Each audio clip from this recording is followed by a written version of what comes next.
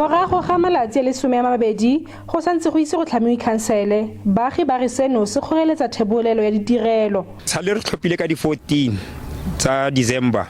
Till now ga ise go iritse gore go diragala eng.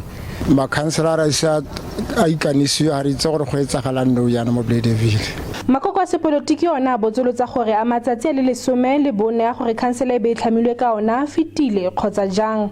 The act it's very vague as we speak. It doesn't tell us exactly whether public holidays are included in the 14 days or not. Department of Cooperative Governance must ensure gore ba ya go khoto ba go kopa go khoto gore ba okeletswe mme khoto e nne yone ba fantetla yo ya gore yo e oketse matsatsi ao khotsa khoto e re boele go di ba election ba ile gore ba batla go ya khogota tshekelo ka ntateng ya gore ba re 14 days e fedile. I think taba eo is very premature. Re sa le fo puso ya province ya re kopano ya khansele tla tshwarwa beke e tlang. The council will be sitting on the 9th, which is on Monday.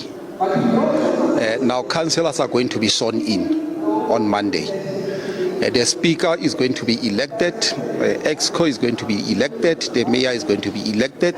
Go na le matshwenyego a gore kopano ya khansele ya beke e tlang e ka tswa ise mo molaong jaaka molao wa municipal structures o tlhalosa gore e tshwanetse go kopana mo malatsing a le 14 morago ga ditlhopo. Ke Tebogo Phakedi wa dikgang tsa SABC mo Lichtenburg.